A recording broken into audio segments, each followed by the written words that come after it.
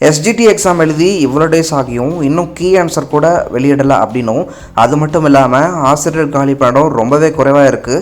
So அதையும் அதிகப்படுத்தணும் அப்படிங்கிற கோரிக்கையை வலியுறுத்தி எஸ்ஜிடி எக்ஸாம் எழுதின தேர்வர்கள் நாளைக்கு டிஆர்பி மற்றும் டிபிஐ நோக்கி கோரிக்கை மனு அளிக்க சென்னை பயணம் மேற்கொண்டிருக்காங்க.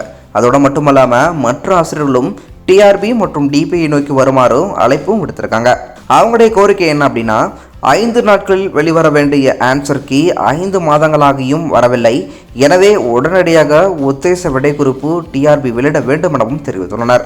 மேலும் 10 வருடம் கழித்து நடக்கும் இந்த தேர்வுக்கு 1768 + 1000 என 2768 வேக்கன்சி போதுமானதாக இல்லை எனவும், எனவே தேர்வெழுதிய ஆசிரியர்கள் நலன் கருதி கூடுதல் பணியிடம் அறிவிக்கையை பள்ளிக்கல்வித்துறை உடனடியாக வெளியிட வேண்டும் எனவும் கோரிக்கை விடுத்திருக்காங்க.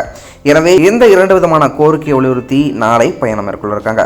இதுபோன்ற மேலும் முக்கியமான செய்திகளை தெரிஞ்சுக்கணும் அப்படின்னா நம்ம சேனலை சப்ஸ்கிரைப் பண்ணிட்டு தொடர்ந்து நம்ம சேனலோட இணைந்திருக்க. மீண்டும் அடுத்த சந்திக்கலாம். நன்றி.